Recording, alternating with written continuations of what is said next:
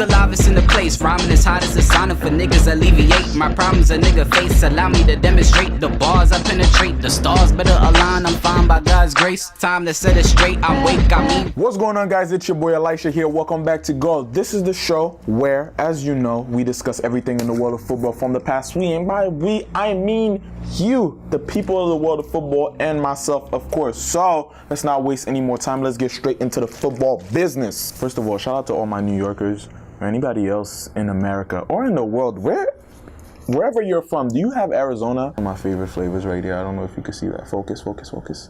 But anyways, let's start off this week with the Premier League. Arsenal losing to West Ham 1-0. Arsenal started off this season really well, to be honest. It wasn't a terrible game for them. There was a lot of different chances. Lacazette has some opportunities. Aubameyang has some opportunities. And there was some drama in the team, actually, for that game. Ozil wasn't in the squad. And after the game in press conferences, Unai Emery said that whoever was on the team today were players who actually deserved to be there. So I don't know what's the deal with Ozil. It seems like every couple of years or there's some moments where he has a really good like half of a season or something and then he just starts playing really bad. He had some good time in Real Madrid and then that kind of went bad and then Arsenal came in. It's just a whole lot going on with him. I don't know what's the deal with him and Unai now, but it seems like there's some trouble in paradise and maybe he might be on his way out. I don't think it's going to happen in January, this transfer window, but it could definitely happen in the summer if their relationship doesn't fix up. But now, since the players have so much power in the teams overall, it seems like if your ego is really big, there's not much you could do to repair a relationship with the coach. Look at what happened with Mourinho and Pogba. So if this keeps escalating or de-escalating, then seems like he's going to be looking for a new team by next season. And also, Liverpool won their game against Brighton 1-0, but the game of the week, the Premier League game of the weekend, the game that everybody was looking forward to, Manchester United against Tottenham. United won their game. Ole Gunnar, as Manchester United coach, being the first coach ever in the history of the club to win his first 6 Premier League matches. First 6. Not Alex Ferguson, not Mourinho, not Van Gaal. No one has done it before. He's the first one. Replacing Mourinho, seeing how United were playing so bad. No, not really any beautiful football, not centering or keeping a focus on the offense, none of that. And now that's literally all they're doing. And it seems like the players are so much more free and they're playing with more confidence. Like they know they're good and they're doing what it's like, yeah, this is my job. I'm supposed to be doing that. Pogba is looking like his old self again. Rashford is playing better than ever. The whole team looks great. Rashford scored this goal this time. Pogba assisted him. And it looks like they're strong. And listen, man, somebody get some, anybody know CPR? Because Tottenham just choked again. Get it? Because this is iced tea and I'm sipping tea because Tottenham are choking again. This is the transfer window. Maybe this is the time where they can redeem themselves for not getting any players in the summer after the World Cup. Your players just played the biggest competition. A lot of them were in the biggest competition in football. Get some more players. Why just stick with the same squad, not try to improve, not try to add some reinforcement? That was just stupid. And so many times we've said, oh, they're doing just fine without it. But now it's showing that 1-0 losses to Manchester United. A Manchester United who's playing very well, but that you can definitely beat. But if you had some reinforcement, Sissoko had to leave that game because of, I don't know what injury that was. He was just running and at some point started pulling on his legs, started limping, tried to come into the game, but he couldn't. And a player like that, so much discipline, strong, who can really hold like the bigger guys like the Pogbas and them, losing him is crucial to a match. So it could have went another way. Not saying that Sissoko is the only player that should have made the difference, but it could have. But then let's move on to France in Ligue 1. Actually, in the League Cup in France, PSG are out of that competition. They just got knocked out by Guingamp, and they lost that game 2-1. One measly goal at the end of the game. Here's what happens when, and I'm gonna jump into the Copa del Rey in Spain, actually, because this is the same comparison. PSG, and I'm going to make the comparison now. PSG and Barca, both in their second domestic competitions, the League Cup in France and the Copa del Rey, and they play kind of their lesser players, their second, third choice players, and then wonder why they lose to lesser teams. Because these teams, they're playing their first choices, and these are teams who knows, okay, Barca played against Levante. They know we're not going to win the league. So the other competitions, of course, where we have a stronger chance, we're going to give it our all. We have a chance. One game, it just matters. It's not who's the best team within the stretch of 38 games. It's who's the best team that specific game. And Genga, they showed up and they eliminated PSG. Levante did the same thing with Barca. And now, well, what Barca has now is they lost 2-1, but there's a second leg. So they still have a chance of pulling through, but PSG are out completely. These teams start respecting their opponents, and if you really want to win trophies, don't just think, oh, this is a small team, we're going to win, and bench Messi and Suarez, who, by the way, now that we're just jumping straight into La Liga, ended up scoring both of them. Suarez scored 2, and Messi scored 1 this weekend, and this goes to show how important they could be and how much they can just flip a whole game. It's Messi and Luis Suarez. Come on, bro. And Coutinho, who's been getting a whole lot of criticism. Everybody, newspapers saying this man is hitting rock bottom and it's over for him and he's not fitting into the Barca system. And it's not all lies. It's not all exaggerated because he hasn't been playing his best. Sometimes he's getting benched by Dembele, which, you know, he came over under so much hype from Liverpool, the team that he's been playing in for so long, who were increasingly getting better, and this was a risky move going to Barca, but he's trying to win the Champions League, he's trying to win more trophies, he's getting at the point of his career where it's like we're trying to make things happen, and waiting for Liverpool to get their things together is not like, what are we doing here? So now seeing how Liverpool are doing, imagine if Coutinho was playing for them. Oh! Imagine if Coutinho was playing for Barca. Imagine how good they would be right now. But this game, this weekend, he actually proved that he still has it. He still got it. He can still play it.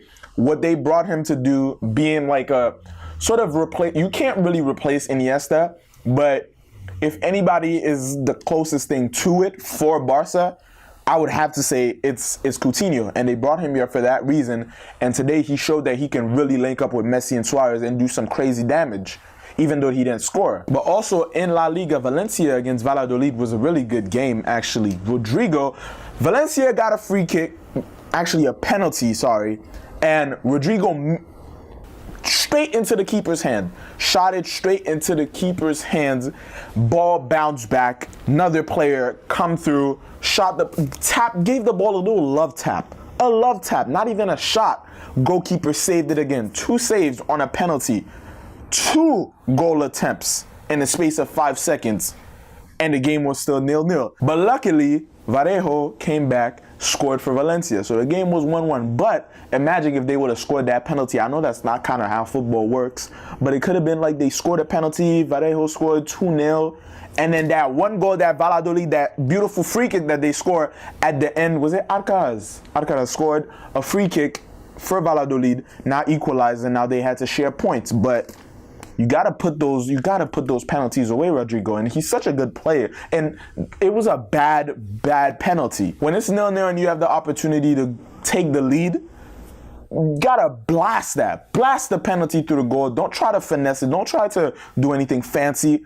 Get the job done. Put the ball in the back of the net. And Real Madrid, who's been kind of struggling in La Liga for quite some time now, won their game against Real Betis this weekend. Vinicius, I was happy to see that they're putting him in a starting position more and more often now. Vinicius is finding his spot on the team. And I said this before, like, he reminds me of Neymar when he really first came into Barca. And you don't really know if you can trust these 18, 19-year-old players yet from a whole other continent who haven't played in Europe yet with a starting position in one of the best teams in the world. But it seems like he's fitting in quite well. He's bringing a lot of pace, a lot of energy into the attack. He's like becoming one of the main focuses, especially on counterattacks. So he's doing just fine. Now he kind of has to score a little bit more. Of course, it's not everything, but sometimes you need those goals. You need to put the ball in the back of the net. But it's great to see that on his first year, he's getting a lot of responsibility already. So getting straight into it and getting that pressure is going to help him going forward into the national team and in the Champions League and other competition. So I could definitely see his future is bright. And if he keeps improving, if he puts his mind to it and keeps putting in that work, then he's going to be unstoppable. We can have a Neymar, well, not a Neymar 2.0, but he can definitely get to that level and compete with the best in the world. But other than that, Bundesliga in Syria should be starting very soon. Actually, aside from football competitions, the CFA African Awards was also this week, and Mohamed Salah, of course, was named Men's Best African Player of the Year. Also, Hakimi was voted Best Youth Player of the Year, and also Tembi Gartana was voted Women's Best African Player of the Year. So, congratulations to those three winners. I feel like African teams have kind of taken, just while we're on the subject, they used to be giving problems, these teams, and away from clubs, but in international competitions, in the World Cup and the Coupe de la Confédération. Coupe de la Confédération? Yeah. Yeah.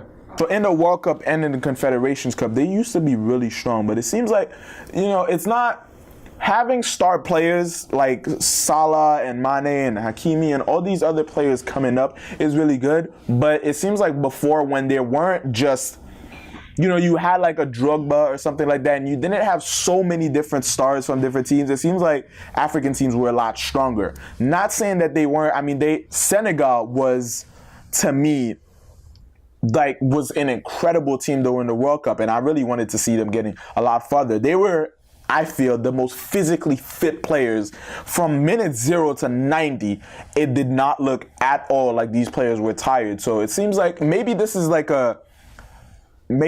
African teams coming up again. Maybe this is the era of having stars that's going to bring African teams back to glory. And who knows, maybe in 4 years we might see the first African team winning the World Cup, which would be incredible. I want to see that, even though I support Brazil during every World Cup, or major world competition in football, but seeing an African team win it next time would be incredible, especially since I'm hoping to be there in Qatar for the next World Cup. But aside from that, we got transfers. Of course, this is a January transfer window, and the one that really, I don't understand it, like the Chelsea and Barca deal for Malcolm thing. So allegedly, Barca offered Chelsea Malcolm plus 50 million for Willian. And I don't know who's more stupid, Barca for making that offer or Chelsea for not accepting it.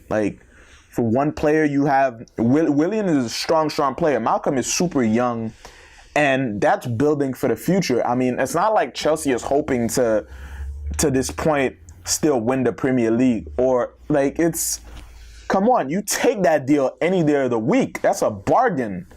And Barca, I don't know what's up with them, keep taking those late 20s, early 30-year-old players to put it on the team. We're trying to build for the future. We got Dembele, we got Malcolm, Arthur, and all of them. Let's keep it up with that range of players. We don't want no old timers. Willian is not old, but in terms of football, when you're looking towards the future, you want the early 20s. But that whole deal, I'm happy it didn't go through, because we're good keeping Malcolm. Stay with us. Don't go. And I hear also talks that he's going to actually make the move to Roma, because if you guys remember, Barca kind of snatched Malcolm from Roma at the last minute. He was already in the airport, and fans were waiting for him to land in Roma, and then everything just fell through, and Barca just kind of snipped him. So now it seems like he might or might not go back over there. It's a whole lot of stuff. But when the transfer window actually closes, then we can sit back and look at everybody who left. Fabregas is already there in Monaco in the team, and they drew 1-1 to Marseille this weekend. Still 19, second to last in Ligue 1. Sheesh. Imagine Monaco 2 years after winning the league getting relegated with Thierry Henry, their biggest player of all time, managing them. Oh, you can't write this stuff up. You can't. But last but not least, Lewandowski. I can't even call him Robert Lewandowski anymore. That's Bob Lewandowski. That's Big Bob. Big Bobby. You feel me? Look at this man. He looks like he was sleeping in the gym. That's why I haven't really heard from Lewandowski this season. He's just been low-key getting these gains, sleeping in the gym, taking a whole lot of pre-workout.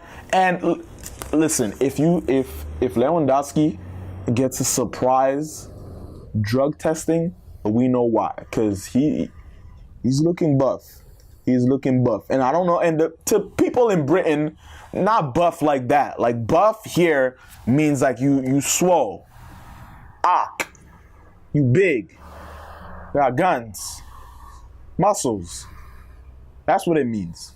All right, but he's looking buff. But other than that, that's pretty much going to be it for this week. Next week, since it's still the New Year's and Serie A, as I said, and Bundesliga are still on vacation right now, chilling it out. We still have a whole lot of football. Manchester City still have to play their game in the Premier League this week and catch up to the rest. So I'm looking forward to the results to that. But next weekend, I'll see you guys right back here on Goal, talking about every and anything coming out of the world of football. So if you enjoyed this video, make sure you drop a like for it. Also, subscribe to the channel and hit that bell so you make sure you don't miss any of the other videos whenever they drop. Also, make sure you check out the music. This fire song that you heard in the intro, make sure you check it out in the description below, and the artist's social media and everything else, YouTube channel, everything will be linked down in the description, so make sure you check it out. All right, so I'll see you guys right back here on Goal.